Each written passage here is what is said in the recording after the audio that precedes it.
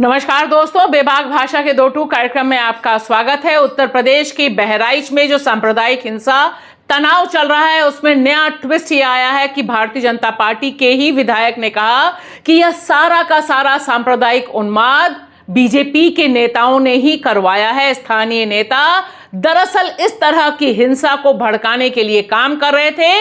और तो और सुरेश्वर सिंह ने जिस तरह से आरोप लगाया है और बकायदा नामजद एफआईआर कराई है जिसमें भारतीय जनता पार्टी के स्थानीय नेता शामिल हैं, उससे ऐसा लगता है कि अब योगी आदित्यनाथ के लिए डैमेज कंट्रोल करना बहुत मुश्किल है, क्योंकि यह एफआईआर अपने आप में बहुत कुछ कह रही है। इसमें वह मिनट टू मिनट का हिसाब देते हैं, क्योंकि ध्यान रहे यह सारा हंगामा जिस तरह से बढ़ा है और उसमें सबसे इंपॉर्टेंट रोल अदा किया है गोपाल मिश्रा की हत्या ने। गोली लग के हत्या हुई और उसके बाद जिस तरह से उसके शव को लेकर पूरे के पूरे इलाके में प्रदर्शन किया गया, उसी प्रदर्शन को रोकने और शांति स्थापित करने के लिए महसी विधानसभा के विधायक सुरेश्वर सिंह वहां पहुंचते हैं। उनके साथ बेटे उनके मौजूद होते हैं और उन्होंने जो एफआईआर दर्ज कराई है उसमें लिखा है कि किस तरह से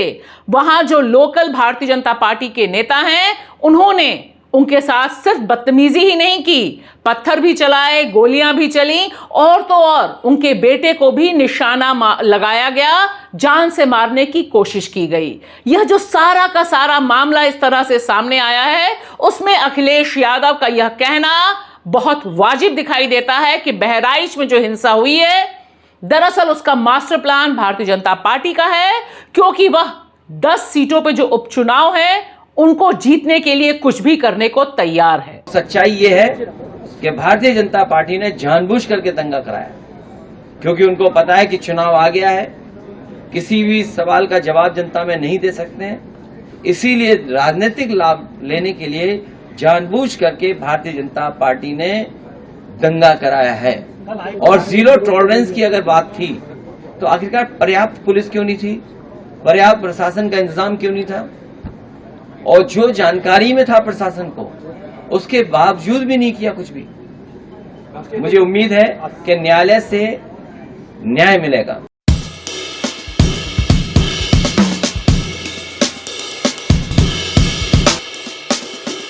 अखिलेश का यह वार और उधर सुरेश्वर सिंह जो महसी विधानसभा के विधायक हैं, उनकी एफआईआर बहुत कुछ खोल रही है, कच्चा चिट्ठा सामने रख रही है, क्योंकि इसी के साथ साथ योगी सरकार पूरी कोशिश कर रही है कि बहराइच और इस हिंसा के बहाने पूरे इलाके के मुसलमानों को खौफजदा कर दिया जाए।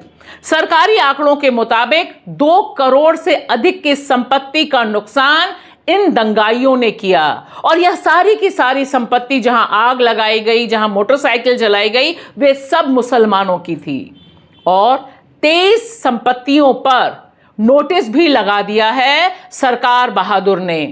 अभी फिलहाल इलाहाबाद हाई कोर्ट ने 15 दिन का समय दिया है, और याद रहे कि सुप्रीम कोर्ट ने सीधे सीधे कहा है कि कहीं पर भी बुलडोजर की कोई कार्रवाई नहीं हो सकती जब तक वह अनुमति ना दे। लेकिन जिस तरह से योगी सरकार ने इस पूरे मामले में एक बार फिर बुलडोजर अन्याय करने की कोशिश की है, वह दिखा रहा है कि बहराइच को एक रोल मॉडल के तौर पर पेश करके पूरे राज्य में ध्रुवीकरण करने की साजिश है योगी सरकार की। लेकिन दिक्कत यह है कि इस पूरी की पूरी साजिश या प्लानिंग में पलीता लगा दिया उन्हीं के विधायक ने।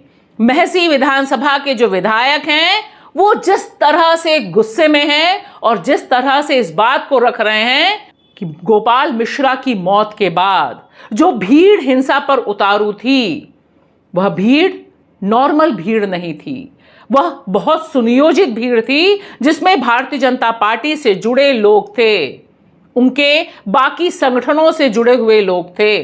यहां पर वह नामजद एफआईआर कराते हैं, यानी मामला बहुत तेजी से बिगड़ रहा है। और इसी बीच हमें यह भी दिखाई दे रहा है कि बड़े पैमाने पर पुलिस अधिकारियों को तबादला हो रहा है, उनको सजा दी जा रही है। लेकिन बहराइच एक टेस्ट केस बन गया है कि अगर भारतीय जनता पार्टी के भीतर इस एक्सरसाइज को लेकर, इस जलाने वाली साजिश को लेकर फूट पड़ रही है, तब निश्चित तौर पर अखिलेश और बाकी विपक्ष को इसे मुद्दा बनाना चाहिए। लेकिन दिक्कत इस बात की है कि अखिलेश एक्स प्लेटफॉर्म पे तो लिखते हैं, बोलते हैं, लेकिन अभी तक बहराइच नहीं पहुंचते हैं, जहां सैकड़ों की तादाद में मुसलमान खौफजदा हैं। और देखिए यह तस्वीरें, जहां पर मुसलमान डर के मारे खुद ही अपनी संपत्ति, अपने घरों से सामान बाहर निकाल रहे हैं, क्योंकि उन्हें किसी पर भी भरोसा नहीं है।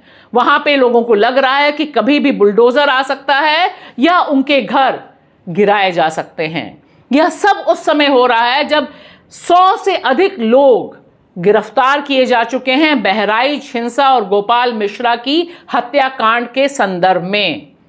बहराइच जिस तरह से डिवाइड हो रहा है और जिस तरह से डिवाइड किया जा रहा है, उसमें सुरेश्वर सिंह की जो एफआईआर है, क्या वह इस तरह के सांप्रदायिक मंसूबों पर एक रोक लगा पाएगी? यह देखना अपने आप में बहुत दिलचस्प रहेगा। शुक्रिया।